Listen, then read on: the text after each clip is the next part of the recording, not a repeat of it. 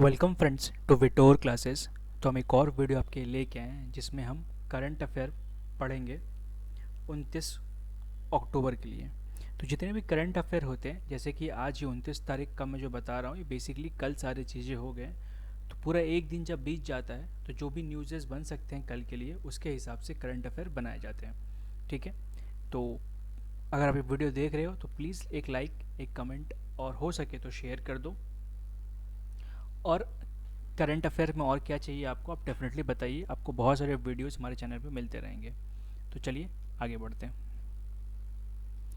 तुम्हारा पहला current affair ये है कि Prithvi Shaw smashes third fastest double 100 in Ranji trophy. तो रणजी ट्रॉफी के गेम में पृथ्वी शॉ महाराष्ट्र को रिप्रेजेंट कर रहे थे। ठीक है, और महाराष्ट्र की तरफ से खेलते हुए उन्हें 141 बॉल में डबल सेंचुरी बनाया, मतलब 200 रन बनाए। ठीक है, चंडीगढ़ के अगेंस्ट में। और ये किन के पीछे? सिर्फ दो लोग के पीछे। एक तो पीछे है तन्मय अग्रवाल, जो कि 119 बॉल में बनाया था अरुणाचल प्रदेश के साथ 2024-25 में। लेकिन इसमें भी सबसे इम्पॉर्टेंट पार्ट क्या है कि जो मुंबई के रवि शास्त्री है, ठीक है, जो अभी इंडिया के कोच भी रह चुके थे, उन्होंने 123 बॉल में ही बनाया था बड़ौदा के अगेंस्ट में 1984-85 में। ठीक है, ये इंपॉर्टेंट है, तो बहुत ही इसे नोट डाउन करके रखें, बहुत काम आएगा आपके लिए।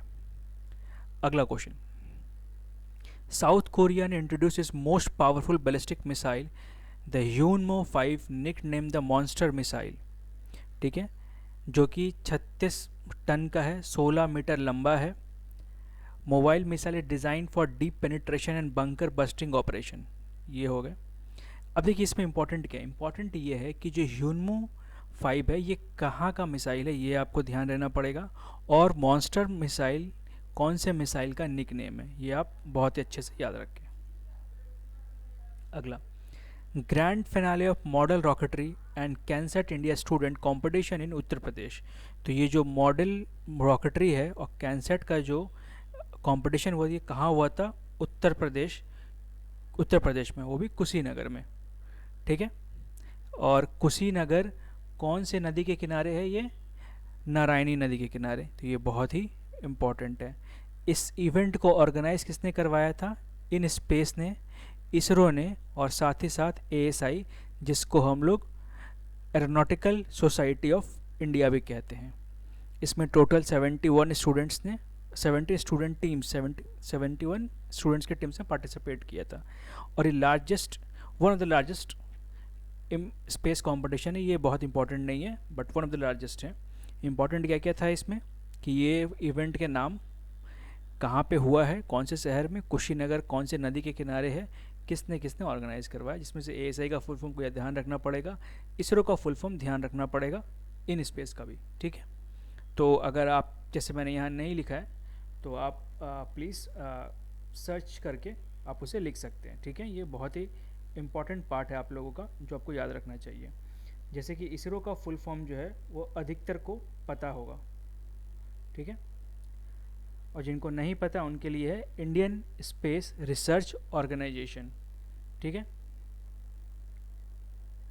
आप अगर नोट डाउन करना चाहे तो नोट डाउन कर सकते हैं, इंडियन स्पेस रिसर्च ऑर्गेनाइजेशन। खैर मैं इन टॉपिक के ऊपर और भी चीज़ें बनाते रहूँगा, जिससे आप कि कहाँ कहाँ किसके हेड क्वार्टर्स हैं, तो वो आप सबको आपको मिलते रहेगा। ठीक है, आगे बढ़ते हैं। अगला सवाल है, India to host first APAC AIG meeting. India will host Asia Pacific accident investigation group meeting. पहली बार ये इंडिया कर रहा है, तो ये बहुत इंपॉर्टेंट बात है। यूनियन मिनिस्टर राम मोहन नायडू जो है वो इवेंट को इनाग्रेशन करेंगे। कौन ऑर्गेनाइज कर रहा है? Aircraft accident investigation bureau. ये फुल फॉर्म बहुत इंपॉर्टेंट है, क्योंकि ये अभी तक एसएससी में पूछा कभी नहीं गया है, तो आप इसे ध्यान रखिएगा। अगला है, Amit Shah inaugurates India maritime week in Mumbai union. तो मतलब जो हमारे यूनियन मिनिस्टर है, गृह मंत्री इसको भी कह सकते हैं, होम मिनिस्टर, होम मिनिस्टर के लिए गृह मंत्री है, यूनियन वहाँ पे जो हमारा कैबिनेट है तो उसके लिए बोलेंगे। अमित शाह ने क्या इनाग्रेट किया है? Indian maritime week, maritime week को इनाग्रेट किया है 2025 को, 2025 की इनाग्रेशन किया है। ठीक है। ये 5 दिन का इवेंट है और ये फोकसेस उतना पूछा नहीं जाएगा आपको, बट लेकिन ध्यान रखिएगा ये मैरीटाइम ग्रोथ के ऊपर बात किया गया है। ब्लू इकोनॉमी ये बहुत इंपॉर्टेंट पॉइंट चल रहा है, बट फिलहाल जो लोग यूपीएससी प्रिपेयर कर रहे हैं उनके लिए, सिंस ये वीडियो पर्टिकुलरली एसएससी को ध्यान रख के बनाया गया है, तो मैं डिटेल में नहीं जा सकता। जितना एसएससी पूछता है उसके हिसाब से ये बहुत है कि इन तीनों चीज़ के लिए ट्रेड एक्सपेंशन बिजनेस कैसे बढ़े उसके लिए रखा गया है। अगला है चाइना CR450, ठीक है। World speed record,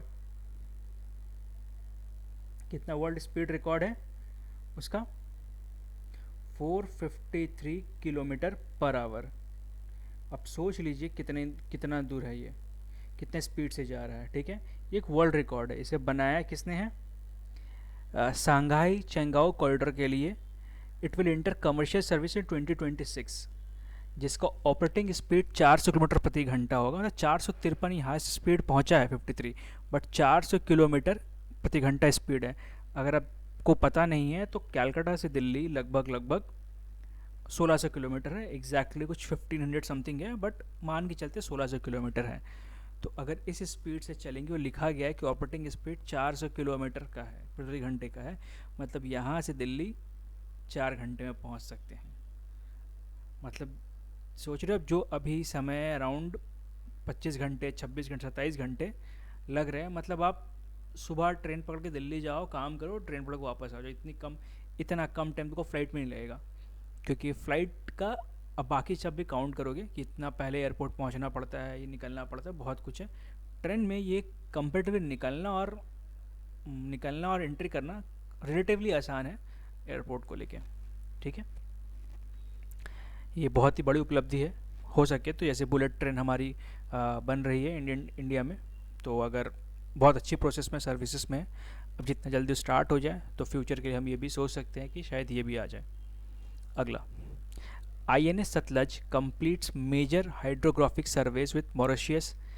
Indian navy ने इंडियन नेवी की जो INS सतलज है, उन्होंने 35,000 स्क्वायर नॉटिकल माइल्स, ये समुद्र के लिए यूज़ किया था, नॉटिकल माइल्स, ठीक है, मॉरिशियस वाटर में कवर किया। ये 18th जॉइंट सर्वे था मॉरिशियस और इंडिया का, ठीक है।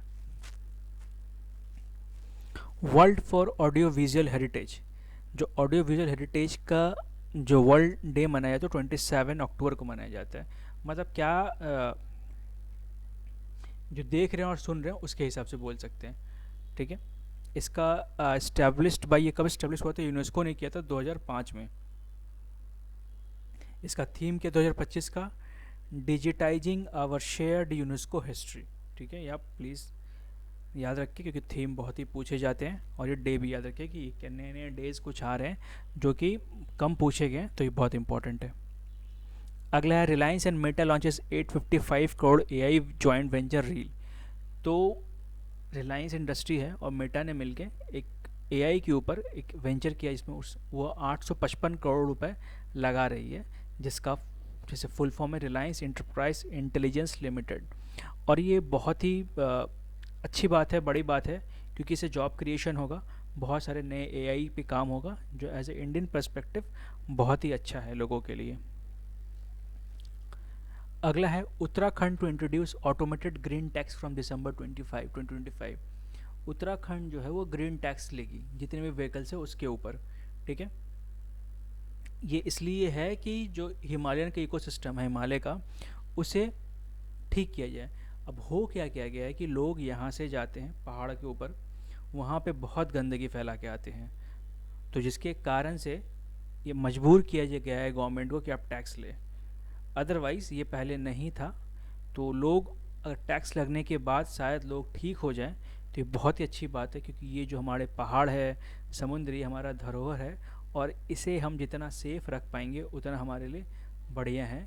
कि कम से कम साल के अगर 10 दिन 20 दिन भी मिल पाए ऐसे हमें, जहाँ के हम जाके अपने बॉडी को दोबारा रिजुवेनेट कर पाए, ठीक कर पाए, कि बाकी डिफेंसिव मैकेनिज़्म हमारा अच्छा हो जाए।